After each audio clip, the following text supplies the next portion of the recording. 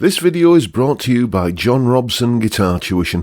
If you enjoy the content, please consider supporting the channel by enrolling on a course, purchasing some guitar lessons or a t-shirt, or you can join my Patreon. Now, on with the show. Hello chaps, welcome once again to John Robson Guitar Tuition.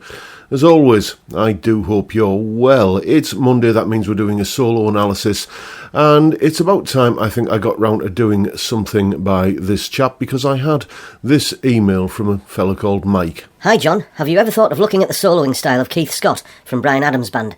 Great channel, by the way. Mike. Mike, your wish is my command. Here we go.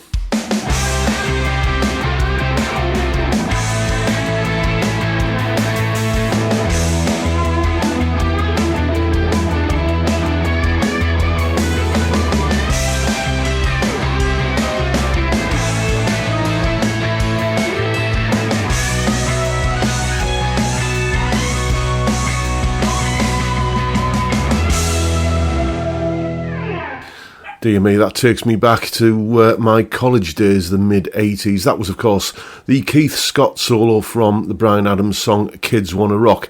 I remember having that album on cassette back then and listening to it on a little boom box that was in the college dorm. Brings back a lot of happy memories for me, and it was a lot of fun to finally get my hands on a Keith Scott solo.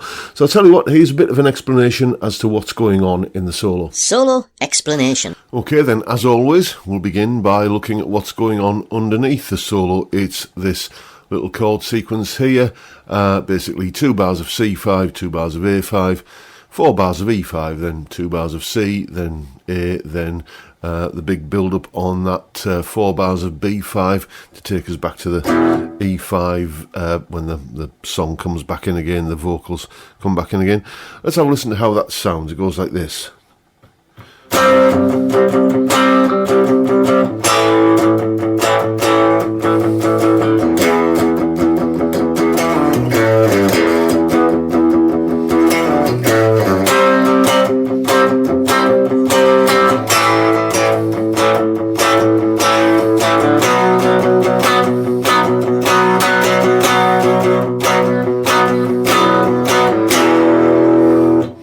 Something like that, and over the top of it, let's have a look at the chord sequence again.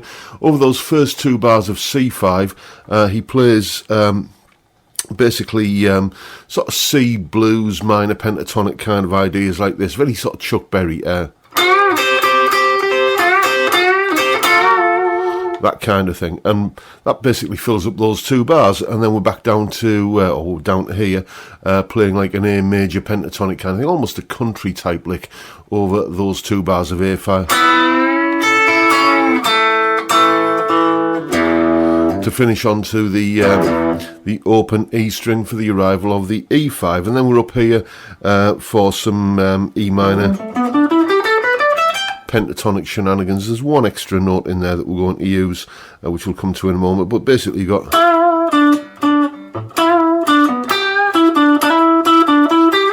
and then into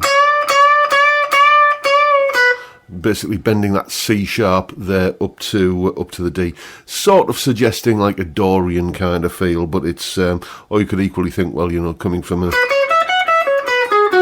E major pentatonic, you can think of it as basically a little bit of mixing the major and minor pentatonics together for a bluesy kind of feel. Then a bit of C major pentatonic over this C5 chord, and then some sort of country-ish double stop licks. You know, there's a strong kind of country element to this solo, like we saw that there. But anyway, what we're doing is some sort of chicken picking, sort of C blues mixolydian kind of double stop C, like that. So you get, and then a similar thing when we hit that next A5 chord, the last second half of the 3rd line. And then we're on to the B5 chord at the end there, where he plays basically a B mixolydian ascending run like this, starting with this C sharp to D sharp bend, hitting the major 3rd of that B5 chord, and then we go up this run here.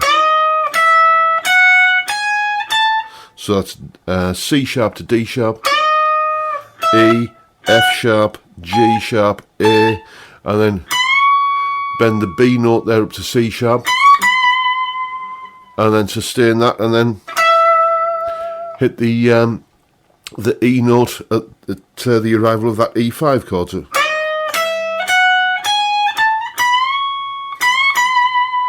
So very much a solo where we're not just kind of throwing one pentatonic scale at the whole thing. You probably could. You'd probably get away with just using an E minor pentatonic over the top of all of this because of the overall sort of E minor, E blues kind of feel of the song. But he does it something a little bit more creative than that, as I say, playing to the chord changes with this sort of C blues, Chuck Berry kind of thing. How does it go? Then down to the A country look kind of down here. Then into E for some E minor pentatonic stuff.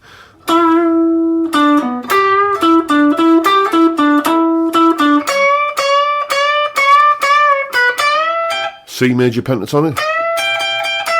C country chicken picking. A major country sort of chicken picking. And then the B major, B mixolydian kind of ascent to take it up to the end of the solo.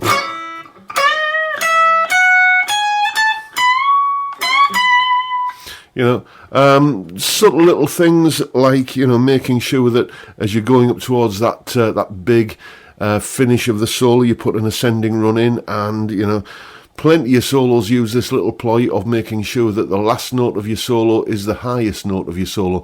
It really does make it feel like you've sort of built up to a climactic moment. So, nice little solo, courtesy of Keith Scott.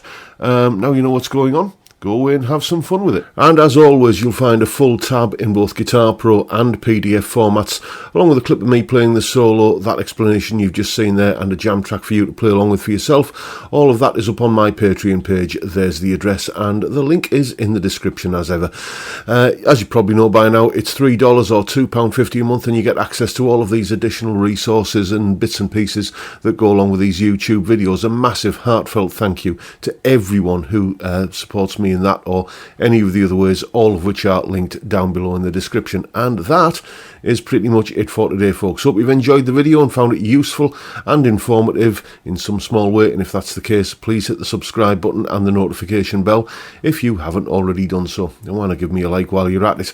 Don't forget, as always, the live stream every Friday 5 PM UK time. We have a beer and talk about music and guitars. What a great way to kick off the weekend. I'd love to see you there if you can make it. But for now, I'll bid you all a good day and say thank you so much for watching. Thank you for your time. Look after yourselves, folks. Stay well, stay safe, and above all, stay sane. Bye for now.